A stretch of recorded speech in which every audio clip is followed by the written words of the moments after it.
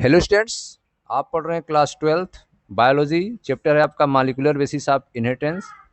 ठीक है, इसमें आपको डीएनए फिंगरप्रिंटिंग के बारे में बताया जा रहा है। पिछले वीडियो में हमने आपको डीएनए फिंगरप्रिंटिंग के इंट्रोडक्शन के बारे में बता दिया था। ठीक है, आइए हम लोग इसको स्टार्ट करते हैं। इसके टेक्निक्स के बारे में, कैसे डीएनए फिंगरप्रिंटिंग किया जाता है और किसने इसको डेवलप किया है। आइए स्टार्ट करते हैं। देखें ध्यान से। The technique of DNA fingerprinting was initially develop by Alec Jeffreys. ठीक है, तो डीएनए फिंगरप्रिंटिंग के जो टेक्निक्स हैं उनका जो प्रारंभिक जो इनिशियली डेवलपमेंट जो है वह एलेक जेफ्रिस के द्वारा किया गया था। तो the technique of DNA fingerprinting was initially develop by Alec Jeffreys. ठीक है, एलेक जेफ्रे ने डीएनए फिंगरप्रिंटिंग के टेक्निक्स को शुरुआत किया था। He use a satellite DNA as probe. उन्होंने सैटेलाइट डीएनए को एक प्रोब के रूप में यूज किया था।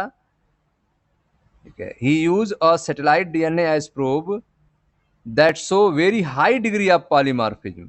और ये जो सैटेलाइट डीएनए होते हैं वे बहुत ज़्यादा जो है पॉलीमॉर्फिज्म शो करते हैं।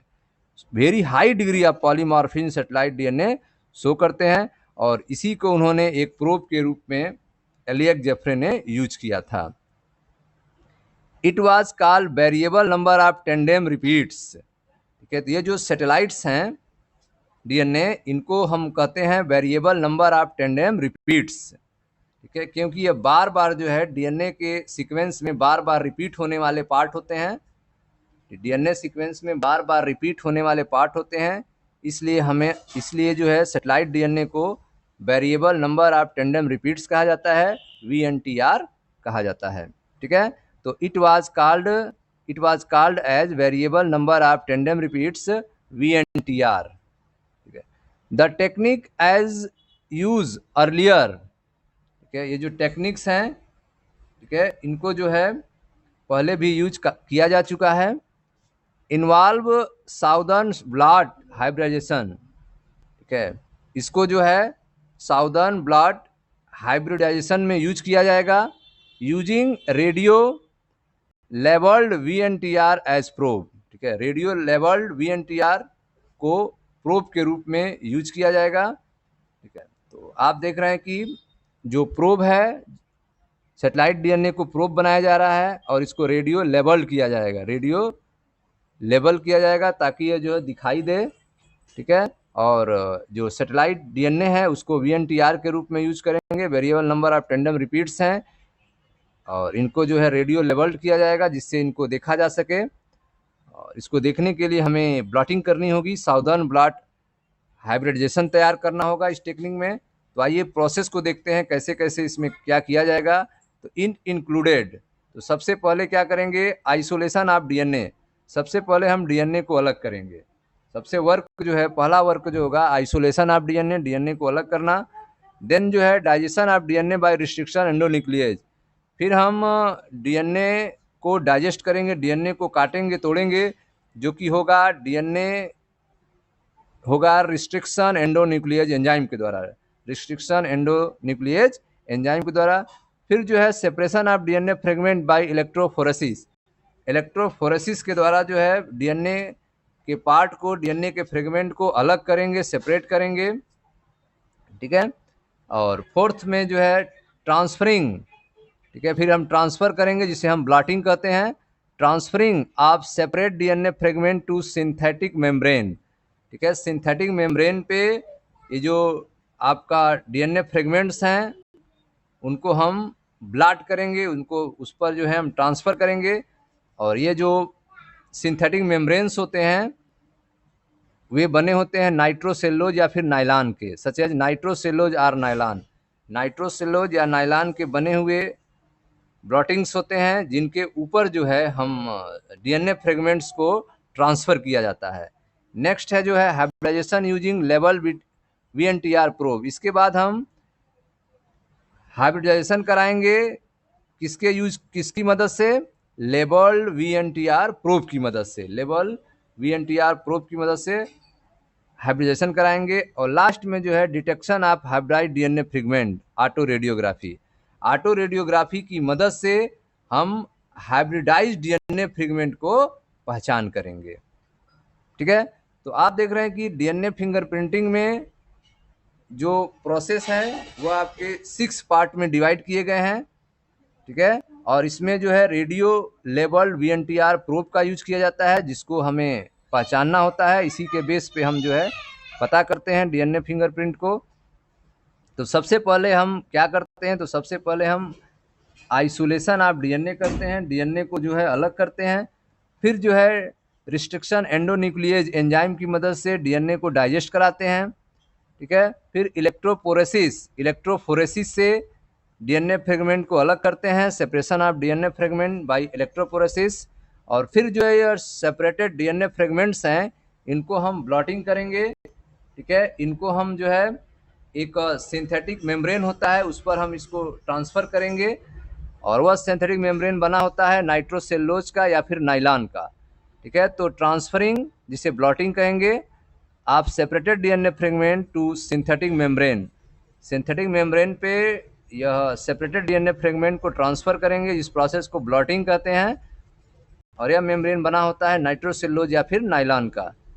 फिर आप देख रहे हैं कि hybridisation using labelled VNTR probe, जो लेबल वीएनटीआर प्रोब है उसके साथ इसका हाइब्रिडाइजेशन कराएंगे, और हाइब्रिडाइजेशन के बाद जो है इसको पहचानेंगे। नेक्स्ट स्टेप होता है आपका detection of hybridise DNA fragment by autoradiography. Autoradiography की मदद से जो है हाइब्रिडाइज डीएनए फ्रेगमेंट को पहचाना जाता है। ठीक है, और systematic representation of DNA fingerprinting is show in figure 5.16। तो यहाँ पे आप देख रहे हैं कि फिगर बना हुआ है 5.16, जहाँ पर एक सिस्टमैटिक रिप्रेजेंटेशन है डीएनए फिंगरप्रिंट का।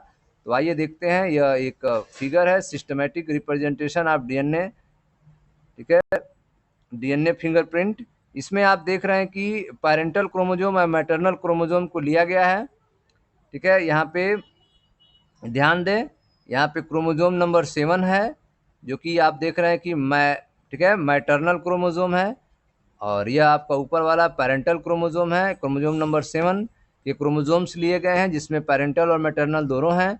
उसके बाद एक क्रोमोजोम नंबर 2 लिए गए हैं, क्रोमोजोम नंबर 2 आप देख रहे हैं लिए गए हैं, और एक क्रोमोजोम नंबर 16 लिए गए हैं।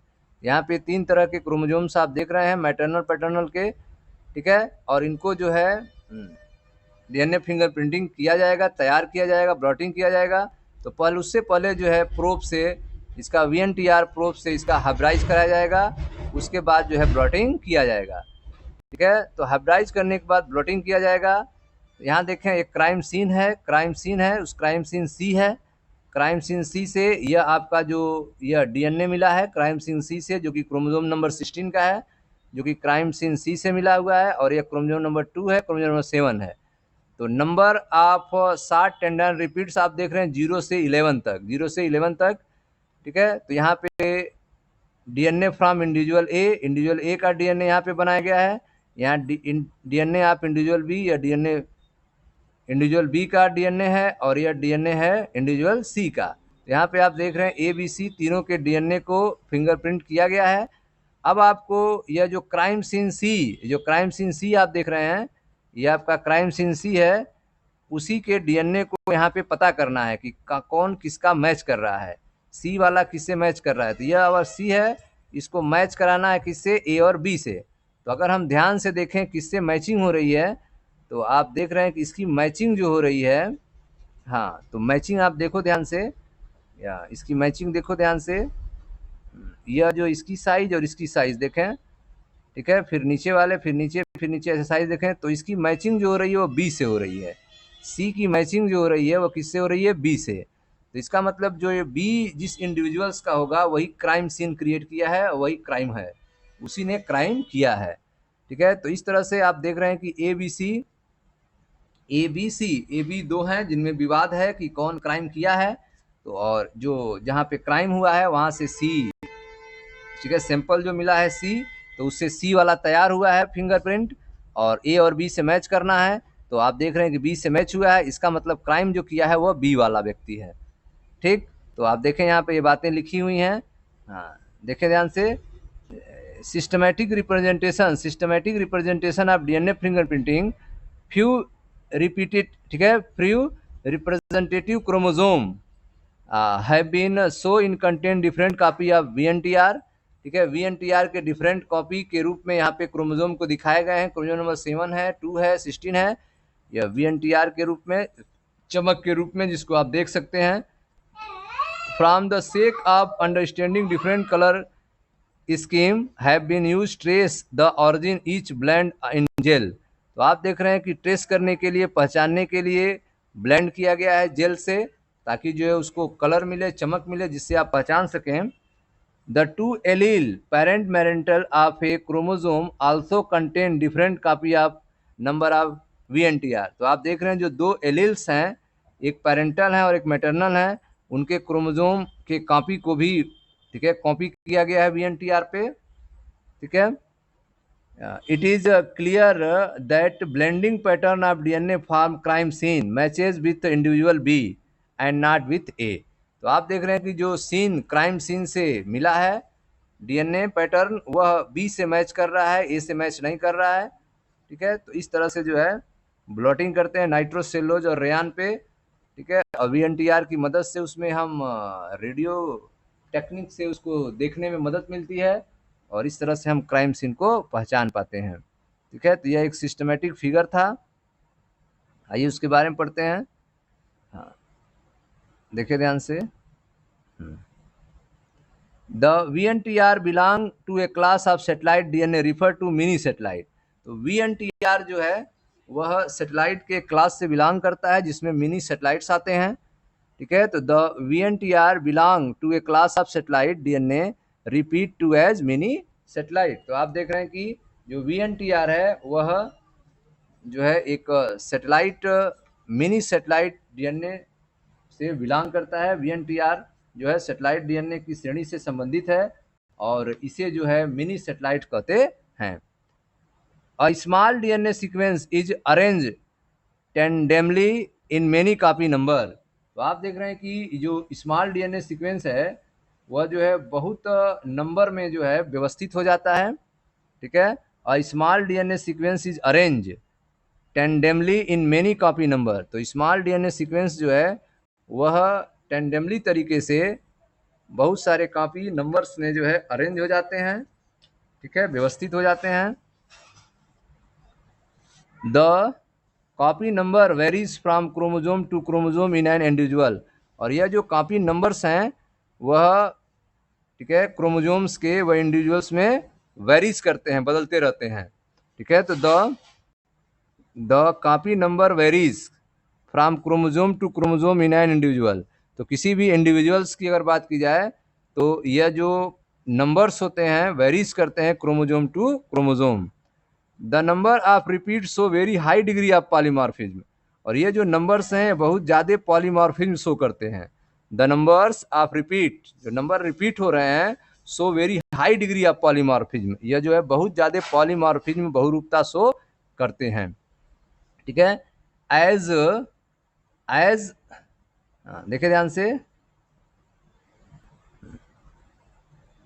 As a result the size of VNTR vary in size from 0.1 to 20 KB। तो आप देख रहे हैं कि जिसका रिजल्ट यह होता है कि VNTR की जो साइज होती है वो 0.1 से 20 KB तक वेरी करती है, 0.1 से 20 KB तक वेरी करती है, ठीक है। Consequently after hybridisation with VNTR probe, ठीक है, VNTR प्रोब के हाइब्रिडाइजेशन के बाद, ठीक है, VNTR के हाइब्रिडाइजेशन के बाद जो है the auto radiography gives many band of, ठीक है, डिफरिंग साइज। तो आप देख रहे हैं कि ऑटो रेडियोग्राम जो हैं वह, ठीक है, डिफरिंग साइज के, अलग अलग साइज के बैंड के रूप में हमें प्राप्त होते हैं, ठीक है। तो after hybridisation with VNTR probe, VNTR probe के हाइब्रिडाइजेशन के बाद जो है ऑटो रेडियोग्राम प्राप्त होता है, और ऑटो रेडियोग्राम में जो है डिफरेंट साइज के हमें बैंड्स मिलते हैं। ऑटो रेडियोग्राम में हमें डिफरेंट साइज के बैंड्स मिलते हैं। These band give characteristic pattern of N individual DNA. और ये जो बैंड्स हैं वह किसी इंडिविजुअल डीएनए के कैरेक्टरिस्टिक पैटर्न को बताते हैं। These band give a characteristic pattern for an individual DNA, किसी इंडिविजुअल डीएनए के कैरेक्टरिस्टिक पैटर्न को ये बैंड जो है बताते हैं। ठीक है, तो आप देख रहे हैं कि consequently after hybridisation with VNTR probe, जब VNTR प्रोब के साथ जो है हाइब्रिडाइजेशन कराया जाएगा तो उसके बाद ऑटो रेडियोग्राम जो प्राप्त होगा, ठीक है, जो ऑटो रेडियोग्राम प्राप्त होगा उसमें बहुत सारे बैंड्स मिलेंगे, give many bands of different sizes. तो उसमें डिफरेंट साइज के जो हैं बैंड्स मिलेंगे, ठीक है, डिफरेंट साइज के बैंड्स मिलेंगे। These band give characteristic pattern from an individual DNA, और ये बैंड जो है किसी इंडिविजुअल डीएनए के कैरेक्टरिस्टिक पैटर्न होते हैं। It differs from individual to individual in population, ठीक है, और पॉपुलेशन में यह इंडिविजुअल टू इंडिविजुअल डिफर होते हैं, इनमें अंतर पाया जाता है। ये जो बैंड्स बन रहे हैं उनमें अंतर पाया जाएगा डिफरेंस व्यक्ति में, ठीक है, अलग अलग अगर इंडिविजुअल्स हैं, अलग अलग लोग हैं तो उनमें इन बैंड में अंतर पाया जाता है पॉपुलेशन में। Accept in the case of monozygotic identical twins, ठीक है, केवल जब मोनोजाइगोटिक आइडेंटिकल ट्विंस होंगे तो उनमें यह बैंड जो है समान रूप से रहेंगे, ठीक है, उनमें डिफरेंस नहीं पाया जाएगा। ठीक है, in case of monozygotic identical twins में ये जो आपके बैंड्स बन रहे हैं वे समान होंगे, बाकी इंडिविजुअल टू इंडिविजुअल्स जो पॉपुलेशन में डिफरेंस पाए जाएंगे। तो it differ from individual to individual in a population except in the case of monozygotic identical twins. ठीक है, the sensitivity of the technique has been increase by use of polymerase chain reaction. ठीक है, तो इसकी sensitivity जो है इस technique की बढ़ाया जा सकता है अगर हम पॉलीमरेज चेन रिएक्शन यूज करें। ठीक है, तो अगर पॉलीमरेज चेन रिएक्शन को यूज करें तो इस टेक्निक की सेंसिटिविटी को तेज किया जा सकता है, फास्ट किया जा सकता है। तो the sensitivity of the technique has been increase by use of polymerase chain reaction PCR। You will study about chapter 9, जिसको आप आगे पढ़ेंगे कि यह होता क्या है 9 चैप्टर्स में। ठीक है, consequently DNA from a single cell is enough to perform DNA fingerprinting analysis.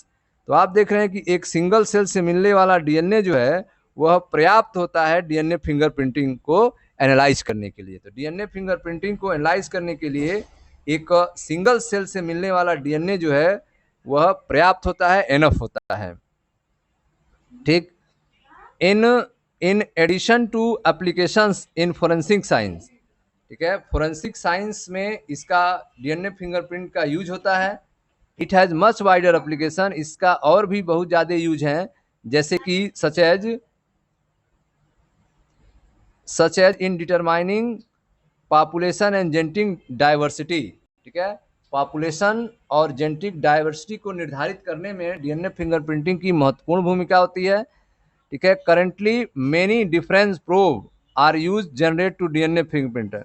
अब जो है बहुत सारे प्रोब यूज हो रहे हैं DNA फिंगरप्रिंटिंग को तैयार करने के लिए। ठीक है, तो आजकल जो है करंट में जो है many different probes are use to generate DNA fingerprinting. बहुत सारे प्रोब्स आ चुके हैं मार्केट में जिनका DNA फिंगरप्रिंटिंग के लिए यूज किया जाता था। पहले जो DNA फिंगरप्रिंटिंग के लिए प्रोब यूज किया था वह VNTR था, VNTR प्रोब था, लेकिन आजकल जो है करंटली जो है बहुत सारे डिफरेंट प्रोब आ गए हैं जिनको DNA फिंगरप्रिंटिंग के लिए यूज किया जाता है। तो आपने देखा कि DNA फिंगरप्रिंटिंग का यूज जो है वह पॉपुलेशन में जेनेटिक वेरिएशन के निर्धारण करने में होता है, और इसके साथ जो आपका पेरेंटल प्रॉब्लम्स होती है या फिर कहीं पे क्राइम क्रिएट होता है तो वहाँ पे जो है क्राइमर को पहचानने में जो है हेल्प करता है। ठीक है स्टूडेंट्स, तो ये थे आपके DNA फिंगरप्रिंटिंग के बारे में, ठीक है, जो कैसे किया जाता है। मिलते हैं नेक्स्ट वीडियो में जहाँ अगले नेक्स्ट चैप्टर की चर्चा की जाएगी। Thank you.